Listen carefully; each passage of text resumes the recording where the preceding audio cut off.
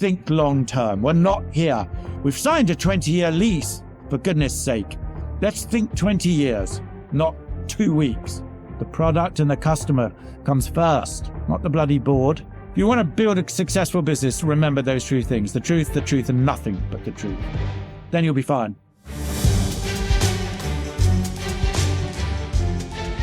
Welcome to Enter the Boardroom, the podcast for boards and board members. I'm your host, Oliver Cummings, CEO of Newroll, and home of Enter the Boardroom community, the destination for serving and aspiring board directors. Today's guest is Julian Metcalfe OBE, founder of Itsu, the Asian-inspired food brand known for sushi, salads and noodle-based health foods, now operating over 70 UK shops, with international presence and a fast-growing branded grocery range sold through retailers including Sainsbury's, Waitrose, Ocado and Amazon. Julian is also the co-founder of Pret and Itsu, the multinational sandwich shop chain, which he started in 1986 with a £17,500 loan before eventually selling to private equity in 2018 for over £1.5 billion. Alongside these, he launched Metcalfe's Food Company and has served as non-executive director of Knoops Chocolate. Julian, welcome to Enter the Boardroom. Good. Morning. Yeah, it's morning here. Julian, there is a rumour that traditional ideas of good governance and boards frustrate you. If good governance is about ensuring a business is well run, where do you think most boards misunderstand what that actually means in a consumer and food business context? I have no idea. I don't think, I think governance, you can't build and run a company without governance. You can't run anything. You can't run a country. You can't run a school. You can't run anything. You need governance. You need boundaries. You need follow-up. You need strategy. It's really important. I don't think boards are a pain in the arse. I think boards are important. I have very little experience in this, but I wish they were more exciting, and I wish they were more dynamic, and I wish they came up with solutions rather than often not. I'm not complaining about my board at all. I'm just giving my feeling of being 40 years in business.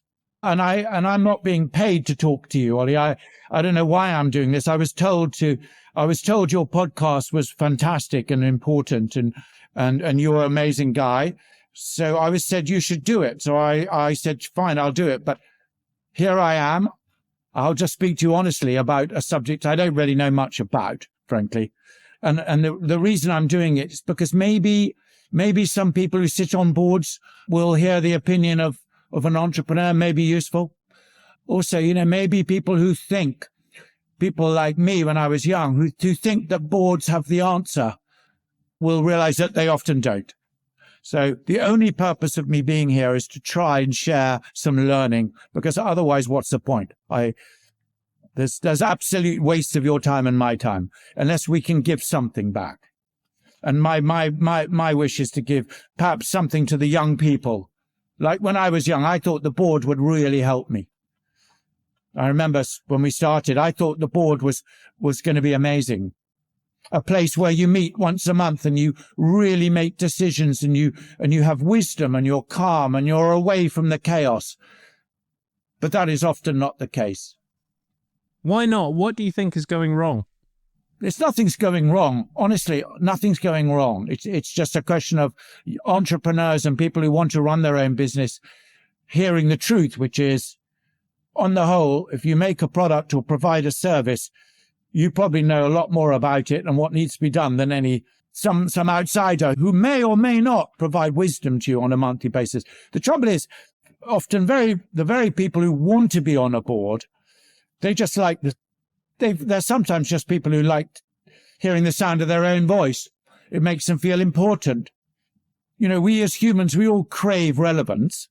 We crave to be relevant. We crave to be taken seriously. We crave for people to respect us. Well, what better way than pushing a button and being on a board? One of our past guests, Nick Jenkins, who's the founder of Moonpig, talked about a moment in his boardroom where one of the board members, he'd been obsessed on maintaining the price of his cards, £2.99. And one of the board members who'd built up a good relationship with him asked a very simple question, which is, Nick, why does it need to be £2.99? Could it not be £3.99? And it transformed the economics of the business. Have you ever had a moment, not necessarily in the boardroom, but ever, where someone has asked that incisive question that has changed the way you've thought about building the business? Yes. Can you give me an example? Okay, so how long have I been in business? Let's say 40 years. So I've had a board meeting every month for 40 years. Of those board meetings, of those hundreds and hundreds and hundreds of board meetings, every now and again, it could be a new chairman, it could be someone on the board will ask a fantastically brilliant question. It just depends. Recently, only a month ago, the chairman of Itsu, he was a remote actually, he was on Zoom, and he just threw a grenade into the room. It was brilliant. He asked, I don't want to go into too much detail, but he's only been our chairman for a very short period of time, like 2 months. He just made it very clear to the whole room. He said the unspeakable, which was, he threw the truth really hard into the room, and it was wonderful. But that's often does not happen with boards, really. They murmur, and most board members don't want to be unpopular. Like all humans, we crave to be accepted. We crave to be liked. It's very rarely a scenario where you may have a bully or someone who likes the sound of their own voice. They're not much use either. Or you may have someone like, we are fortunate to have Justin King on our board, who has enormous amount of experience on a practical level in the grocery business, for instance. So, his wisdom is great, but his wisdom is actually even greater when he's sitting in front of a product discussing the business. That's interesting. So why have you not fired the whole board? If you're not getting any value, you don't strike me as someone who's going to suffer fools or unnecessary costs. Why not get rid of them all? Well, because that's not the way it works. A school needs a board of governors and a company needs a board. You can't really run a company without governance. So you have to have a board. You've got to. But what we're discussing now is how do you you're quite rightly trying to review how do boards become more effective. That's your mission. And it's a good one. And I don't know the answer, but it's a fascinating thing to be discussing. If you went under a bus tomorrow and you had to write a letter, knowing you're about to go under a bus, to the new person who was going to come in and chair Itsu, what would be the things you would ask them to focus most on? Just worship the truth. Only seek and discuss and focus and observe and love the truth. Not the procedure, not the bullshit, not the status, not the cowardice, the truth. The truth about the performance, the truth about the product, the truth about the people, the truth about the strategy. Listen to people, discuss it. Can you bring that to life for me with an example? All I've known is in the last 40 years, occasionally I've sat in board meetings and just thought after 2 hours, this is a complete waste of time. We're not achieving anything. And I'm surprised you waited 2 hours to make that comment. I would have thought you'd be in there much faster. There's no point just being an idiot. I mean, we've all occasionally I've been in meetings where people have lost their temper, but they rarely gain from it. So often you just have to go through the motion. You go through the motion of the 3 hours or whatever it is, and then you leave and nothing's been achieved. Very common, that. But I think the purpose of me doing this is for the younger entrepreneurs who think like I did, and by the way, I still do, that the board have the answers. We crave that. Like when you go to the doctor, you really hope the doctor's going to be able to tell you what's wrong with you and give you the right medicine. It's the same with the board. A young entrepreneur will work very, very hard, maybe even give equity in shares or pay the board, and they'll really pray and hope that the board will help them. But I'm telling you, very often, they won't. I think that's right. Though I don't think I wouldn't put the expectation on my board to give me the answers. I think that's an unreasonable expectation when I'm spending 24/7 in the business and they're spending, a day a month. Okay, so you know about boards. You know a lot more than I do. What do you think the purpose of a board is, really, truthfully? I think the board is there to make sure the organization is well run, in my mind. How? How the hell does that work? And I think it's about in the same way that a coach will hold up a mirror to someone where the coach will never understand as much as that person about the situation, but they help unlock and unpick your thinking. I think good board members, through a combination of the experience they've got and the touch points. As an entrepreneur, you're head down deep in running the business, and it's really easy to get lost in the trees. And having that board that periodically pulls you up and holds a mirror to you and just says, is this what you want to be doing? Because this is what appears to be happening. Sometimes just drops that moment of insight for you. Or they might say, hey, this is something I've seen happening elsewhere. Might this have some relevance to you? So it's about a combination of holding the mirror up and also bringing in insight. And then sometimes it's as simple as just making those introductions to that relevant person who can help, unlock your supply blockage or your sales pipeline. In theory, you're right. So in theory, this leads us to surely then what matters is having the right board members. So didn't Steve Jobs famously take an enormous amount of trouble to find the best skill to be on his board? Like he got Mickey Drexler, who built the Gap, to be on his board to discuss how to do retailing. I mean, there's a good example. So one of the innovations actually we're leading at the moment is we're building these things that we call pop-up boards, because I think the board forum itself is flawed. And so we put together these pop-up boards where CEOs can pull together on demand a group of experts on a specific topic for 2 hours, where they write a paper. This is my thinking. These are the options I'm considering. This is where I think we should go. And then you get that group of 6 people who can say, well, this is how I did it, or this is how I did it. And by the end of it, as a CEO, you feel that much more confident in the decision you're taking, rather than on your board where you're lucky if there's one person who has expanded into the US or has rolled out AI across the business or whatever the issue you're wrestling with, and you get 6 different perspectives and you end up much more confident. And that to me is the sort of value that I think CEOs, founders should be looking for the board. That sounds really sensible, actually. I mean, listen, it's fascinating. Why I agreed to talk to you and I was excited to talk to you is because I don't have the other thing. It's fascinating. You get a group of skilled people together. How on earth do you get the most out of them? It's a fascinating subject. Because I bet if I were running a food business, I would want you on my board. I mean, you have clearly established a sort of a methodology for being hugely successful in that space. I'd have to be an idiot not to be able to find a way to get some sort of value out of your experience and wisdom and insight. So there has to be a path there. But I want to talk about how you maintain quality in the business in terms of that governance, because legend has it, and I don't know if this is true, but that in your Pret days, you would turn up to dinner parties and hear from a fellow guest that they had experienced a bad brownie. And you'd go into the office the next day and order all the offending items to be thrown out. Can you tell me a bit more about how you think about quality control in the food business, where quality is so subjective? Oh, God. Well, anyone who provides a service or anyone listening who makes a product, the quality of your product and its relationship with its customer and its relationship with its price and who makes it and how is absolutely fundamental. So quality control, Pret a Manger and Itsu and our noodles and everything we do, it's got a heart and soul, and we know exactly its purpose. We know where it sits, and therefore the quality of it, the consistency in what we do is absolutely fundamental. So the brownie, story. Yeah. If customers complain to me, as they often did, we at Pret and Itsu, we're very good listeners. We really are. I get emails every day from customers. I reply immediately. We all will immediately investigate the intricacies of our products.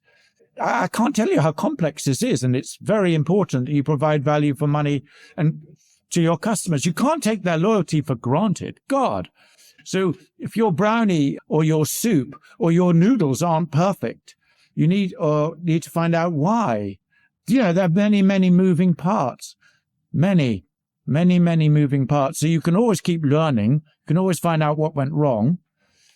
Could be something with the ingredients, the temperature, the packaging. I mean, there are 1,000 things. You need to learn. You need to be on top of them. One of the other Pret legends that regular listeners of Enter the Boardroom might have heard me reference previously was that you used to make board members do at least one day working in a shop. It's called Buddy Day. I think they're 4 days a year when the entire academy, our whole training support, we all do a day. I worked the other day in Kensington for 3 days in my uniform. I was slightly concerned. I didn't know how many customers I was going to say who knew me. I think one person who came in for their lunch saw me and thought, what on earth is Yeah, they saw me and said, what on earth are you doing in uniform serving dumplings? But actually, I wish I could do it more. I should do it more. And can you give me an example of something that changed on the back of one of these experiences of being on the shop floor? With me, it's, well, number one, to answer your question, is the closer we all are to our business, and whoever is involved in any business listening to this, you need to know what's going on. You need to be absolutely accountable. Be there. One of our 5, you've got to know what's going on. So we try and practice what we preach at Itsu. But for me, I after 3 or 4 hours, my head's about to explode. There are so many things which could be better. So many systems which are creaky. There's so many ideas, and it's fun. It's fun addressing them and seeking the opinion of the staff who I'm working with all around me. How can we do this better? Isn't that a pain in the ass? How can we change that? It's great. It's what makes things more streamlined and more enjoyable to work there. Can you give me an example of one? Do you know what? I could give you an example of thousands. But just one. Give me one just to bring it to life. Itsu has these things called the how-to books. The 4 books which, with photographs, kind of try and run everything we do to the easiest possible way. We have a team of really tremendous people in Itsu called the Butterfly Club who meet, and they take apart what we do to try and make it easier, more enjoyable, more efficient. We never, ever stop trying to make things, easier for our teams, less stressful. The restaurant business is famously stressful. It's complex. It's very labor intensive. There are 1,000 opportunities. It's really hard work, the restaurant food business. So anything you can do whilst making fresh, good quality food, which is fragile, anything you can do to make it easier is worthwhile. I mean, that's why Itsu is successful, because we found thousands of little systems which enable us to work with very fragile, fresh food. But it would take me all day. I'd have to show you around all the thousands of little things we do, It's tenacity and grit, but above all, it's worship of purity, simplicity, and harmony, I guess. What delivers a great product for the customer and keeps the price down. It strikes me one of the things that you have done very well with that sort of obsessive attention to detail is systematized and codified what excellence looks like. I hadn't come across the Butterfly Club before, but I'd read about your Joy of Pret button. You talked earlier where you sort of empowered employees to create a magic moment. And I've experienced this actually in times where people have just, walked in with my kids and they just gave me a brownie for one of the kids. And you just walk away from that going, wow, well, yeah, we'll come back here because the kids want to be back here. Yeah. Or your buddy shops where you partner people up. And then actually one of the ones that always really stuck with me was your approach to mystery shoppers, where I think everyone gets a bonus if when a mystery shopper comes round, there's a high performance, and it's quite a significant bonus. And if there's a poor performance, then everyone loses it. So you've obviously got lots of these little things that you have embedded structural performance into the business through.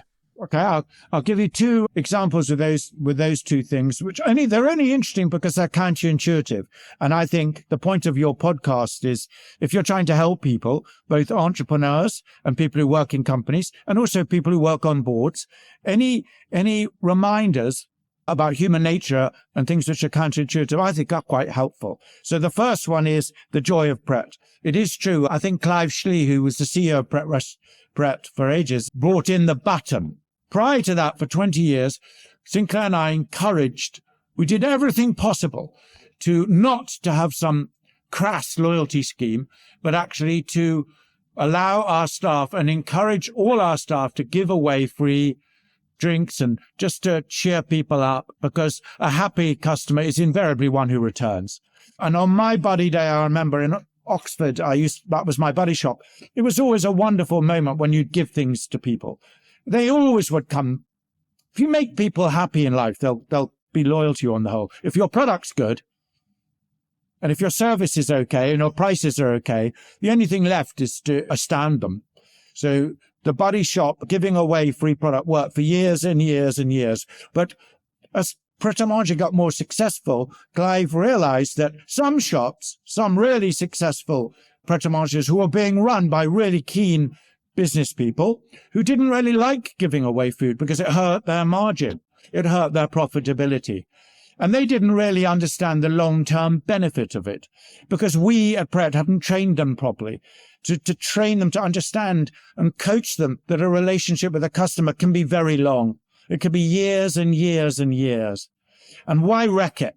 Why not nurture that relationship? So these one or two very brilliant managers would not give away food. They didn't believe in it. So Clive created the Joy of Pret button. In other words, it measured how much was being given away every week. And if the shop wasn't giving away enough, it came up on the computer. And then that manager would be sat down and say, why aren't you giving away your Joy of Pret? Why? What's stopping you giving away your free coffees, your brand? Why? And invariably, it would be because I'm making more profit. Isn't that what you want? And it was therefore our opportunity at that point to say, no, it's not that simple. Making a profit next week is not what it's about. It's about a long relationship with your staff and your customers. Think long term. We're not here. We've signed a 20-year lease, for goodness sake. Let's think 20 years, not 2 weeks. So it was our job to coach and train them. So the Joy of Pret button was done for that reason. It came about after 20 years. The mystery shopper was really fascinating. The mystery shopper, for years and years, only had 8 questions. And the most important question is, did the member of staff look you in the eye? Nothing else mattered, as far as I was concerned. And over the years, many, many mystery shopper companies came to me with telling me that our mystery shopper system was useless and they could do a much, much better job. And they offered up 50 questions and they could go into unbelievable data. They would help us build a more successful business. The quality of the loos, the quality of this, the endless boring questions from someone who probably didn't give a damn either anyway. No. We kept it. For years, it was kept very simple, like Itsu's, really simple. There's so much pressure every week to make it more complicated. I hate complexity. Did they look you in the eye? That's why Itsu's going back. We're taking out so many of those kiosks and putting more people back, actually.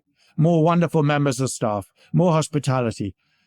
Yeah, the kiosks provide often speed, and they put the customer in control. They're not all bad. But Itsu, we're putting more wonderful members of staff back into all our restaurants, our shop.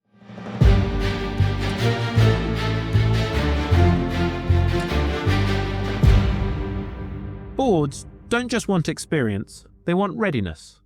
They worry that first-time Neds will drift into operations, overstep governance boundaries, or fail to read the room. And they'll pass on a brilliant executive rather than take that risk. Proving you're different before you've held a board role is one of the hardest things a first-time candidate has to do. The Enter the Boardroom community helps you develop the language, the judgment, and the temperament boards are actually looking for. Visit etb.newroll.com to find out more.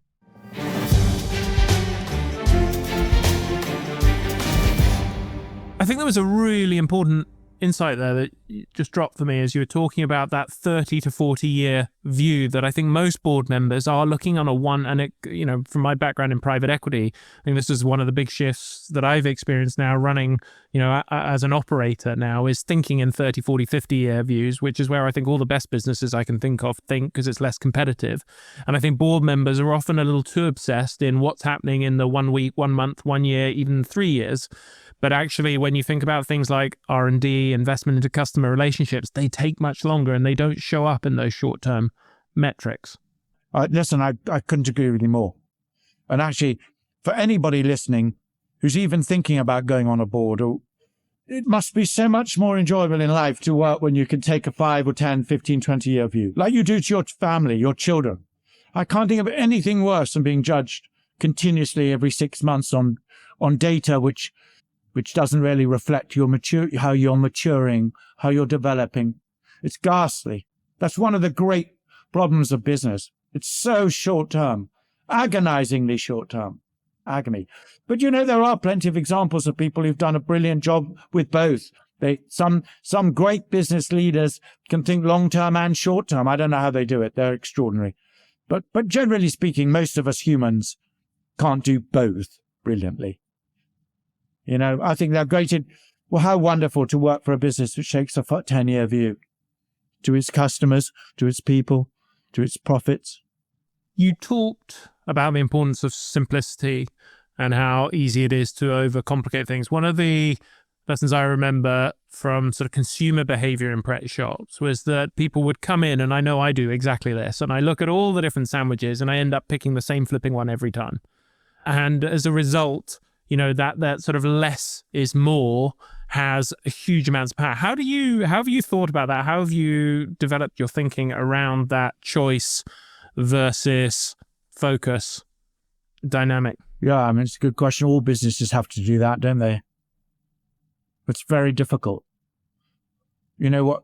It's understanding the harmony between your product and its relationship with the customer.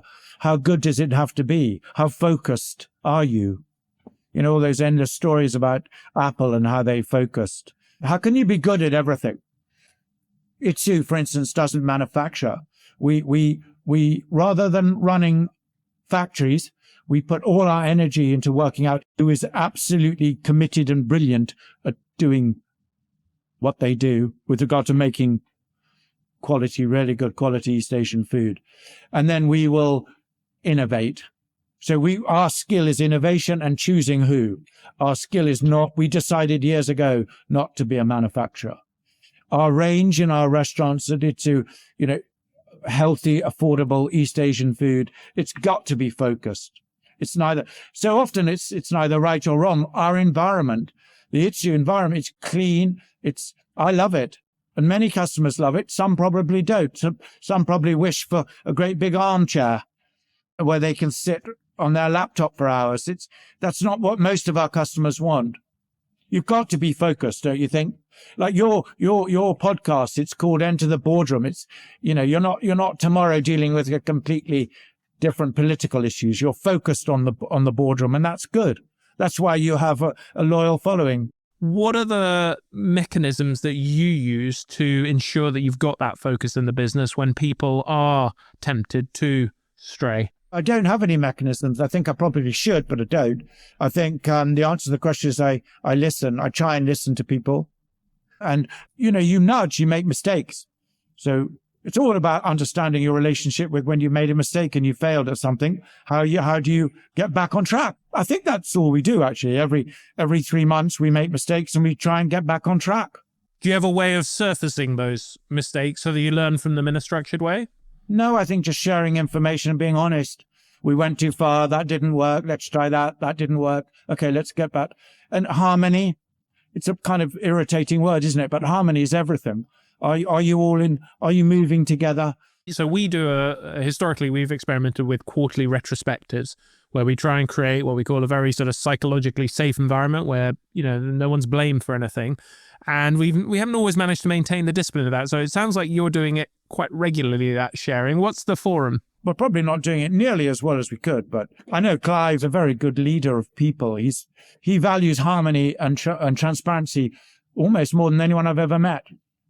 I'm aware of its huge importance, but then I am also personally obsessive about the product. So it's a good balance between us. Claudia, as the CEO of our grocery business, is very rare in that she's obsessed by the product. She's also unbelievably capable at managing. Very rare.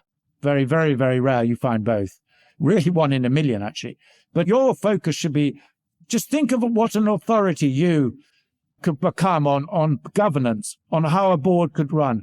In 10 years from now, you could be a go-to place for understanding the governance of a company. A big company, a little company, a startup, doesn't matter what. You go to you. In the same way you go to, different people to get advice. There's so many hundreds and hundreds of books written on business, but there are quite a few which are just go-to brilliant books on business.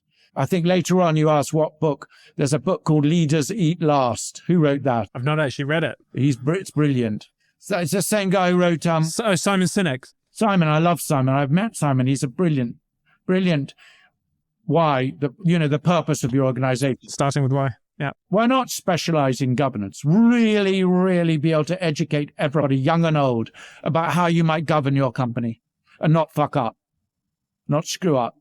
Working on it. Think of the lessons you could teach people.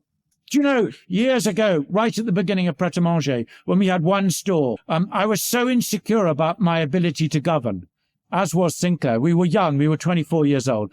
We were so insecure. We felt so inadequate about what it meant to govern, about a board. We didn't even know what a board was. We gave 30% of our company away. We gave it for free to a group of consultants. That's how insecure we were. We gave it for free. Ouch. Yeah, we bought it back 2 years later for a fortune. I never understand why any entrepreneur gives away a part of their business if they can possibly pay cash. I've done it hundreds of times. Insecurity, fear, not understanding the role of a board, thinking a board is everything, when half the time it's not. So you obviously had incredible success building Pret. What do you find? What do you mean by success?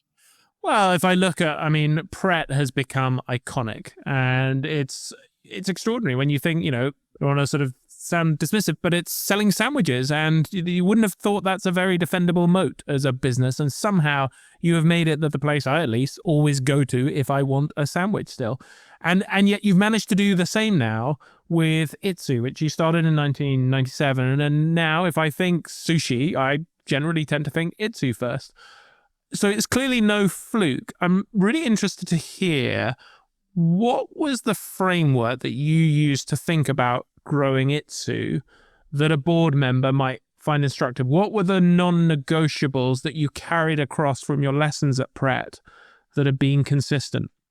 God, it's amazing how random some entrepreneurs are, and how random we think, and how some people who are listening to this, who are determined to work for themselves, will be thinking that things are always clearer than they are. So the answer to that question is, I have no idea. Let's just tell the truth. Itsu started as a restaurant because the marketing lady at the Japanese center was brilliant, very young, far too good, I thought, to be working in marketing for the Japan center.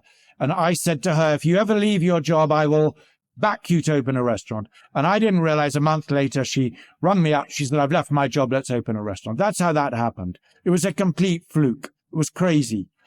We then opened, years later, with Clive and I, we'd opened 5 restaurants. And I realized that it was restaurants was an alcohol and all that was just too difficult. And I really wanted to feed more people with better food at an affordable price. So we opened the first Itsu shop in Hanover Square. Hanover Square was a small Itsu. The sales went from £3,200 to £26,000 in the first week. In other words, we changed it from a coffee shop, which sold salads, I think, coffee and salad, to Itsu, which took, by the way, 6 months of hard work with the door locked. Innovating and innovating. Finally, we opened, and that we multiplied the sales by nearly 10, whatever it was.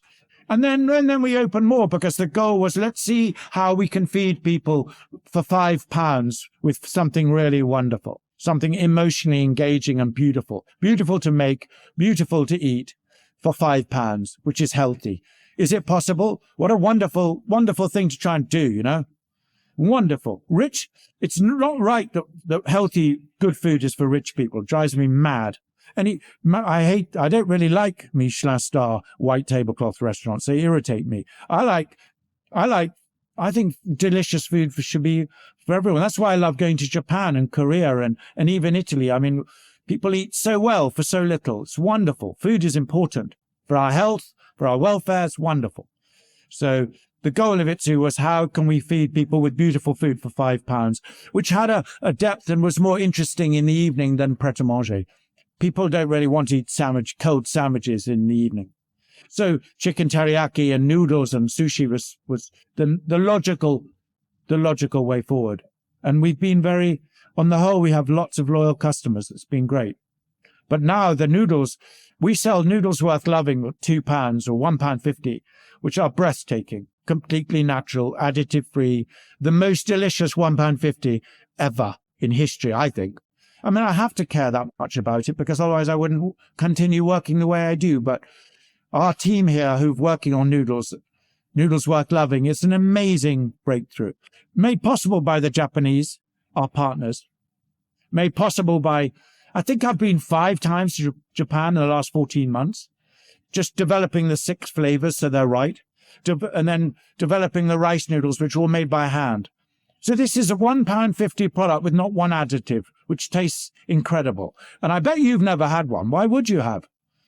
But you may have one in the next 3 months or whatever it is. Please go and buy one and you'll see what I mean. You'll see how you can create magic for £1.50. Absolute magic. I will go and try. So I think, just listening to you, I think you do have a playbook, even if you say it was just sort of chance. But let me play this back to you and see if this resonates. I think you're obsessive about the detail. You're obsessive about iterating and innovating.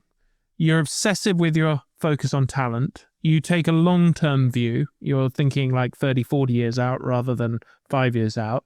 You're clearly obsessed about customers and customer experience. You're very vision-driven and purpose-driven. And then I think you're obsessive and you're focused on all these different things. And the common theme that keeps coming out there is that sort of obsession, passion. Does that resonate for you as a playbook? I reckon that must have been common across both. If what you've just said is true or not is not very helpful to your listeners. So I would answer this. I'm not obsessive at all. I'm just respectful of the detail. And everyone listening who wants to run their company, provide a service or a product, I would advise you to be the same. You don't have to be obsessive. Just be extremely respectful of the detail. That's all I am. I just care about the detail. And so do they. So when it doesn't work out quite the way you hope, that probably means you haven't been quite respectful enough. So be more respectful. And there's joy at the end of the tunnel. It's not about being weird or obsessive. It's just about being beautifully respectful of the detail. So what does that mean? Can you bring that to life for me so I understand? What does respectful of detail mean? You listed a load of things. You listed about 5 things. Product, I think. Of course your product is important. You know, Dyson's Hoover, I don't know, it seems to cost a lot of money, but it definitely was a beautiful thing. I really, on the whole, the car I drive doesn't break down. You know, that German fanaticism for quality control. The detail of your product really does matter. So be very, very respectful of the detail. Don't bullshit yourself on the detail. I sit in meetings every day where there is a temptation to skirt over the detail. All of us do it. We all do it. Your listeners are going to be doing it today and tomorrow. Don't try not to skirt over the detail. Create a culture where people love the detail and respect it. Make things great if you can. Make them better. And then you listed a load of other things about the people you work with, what you expect from people. You know, the Itsu and Itsu Grocery have been built by these things called Itsu qualities. There are 4 of them. And they've completely built our company and everyone we work with every day, every week, every month, every year. I don't know what I'd do without recognizing and celebrating these 4 qualities in people. I'd be screwed. So even when we sit down and we kind of say, how's it going? How did you do the last 3 months? It's these 4 qualities which are everything. So they're just common sense. There's nothing clever about any of this. It's just respectful of the detail. Julian, before we go on to the lightning round, I want to briefly pick your brains on exits, because you've now completed a number of exits as a founder. So if a board member listening to this is sitting opposite a founder today, considering taking on capital or exits, what are the questions you would counsel them to be considering? God, I don't know. That's a business question about strategy and all this stuff I'm hopeless at. I just don't know. I don't know. It depends. Are they staying? Are they staying? Are they going to be involved? What's their role? Are they meant to be helping to build the company? I haven't done any exits. I've done about 1. In 2001, you sold a 33% stake to McDonald's. We did that because we thought that we would then have a board, an amazing board. Brings me back to you. We'd have an amazing board who'd teach us all about international expansion. We'd put a group of people together of such wisdom that they would help us not make millions of mistakes.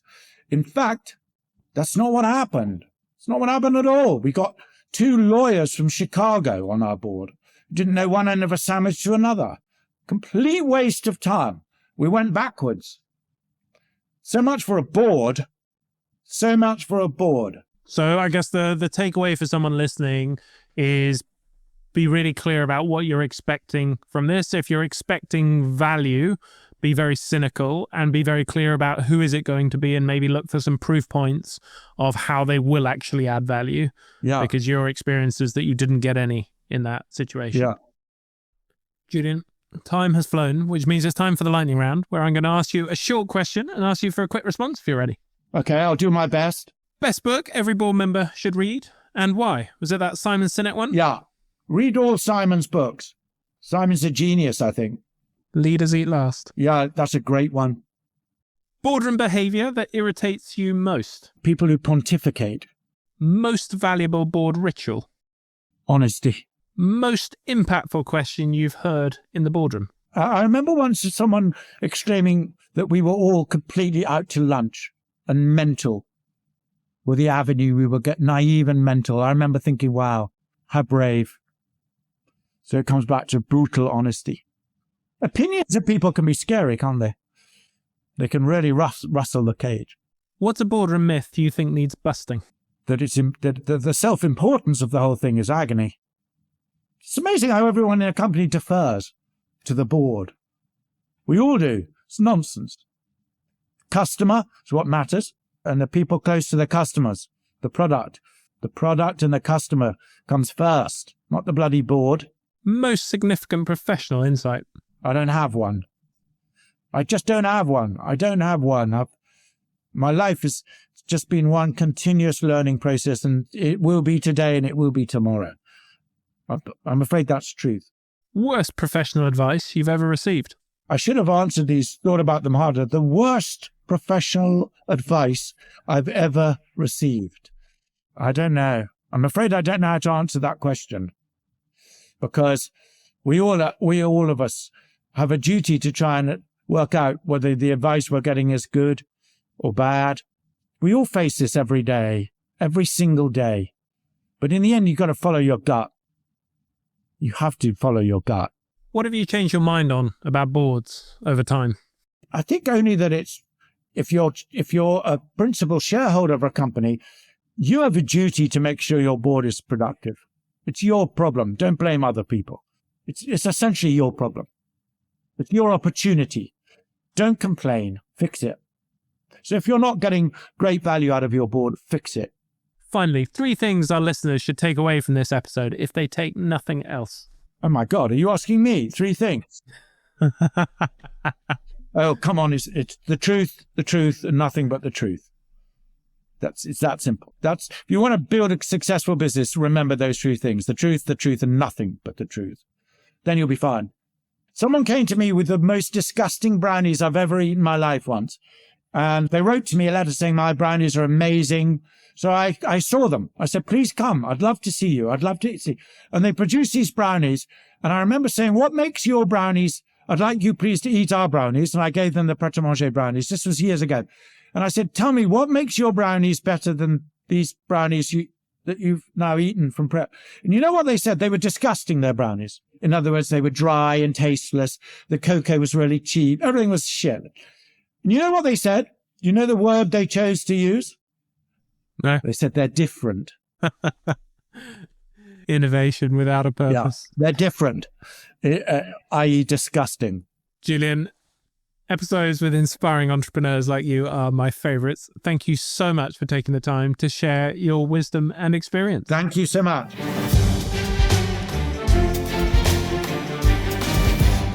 If you want to walk into a board interview and genuinely demonstrate readiness, not just achievement, the Enter the Boardroom community can help you get there. Listeners get 10% off. Visit etb.newroll.com and use the code ENTER at checkout.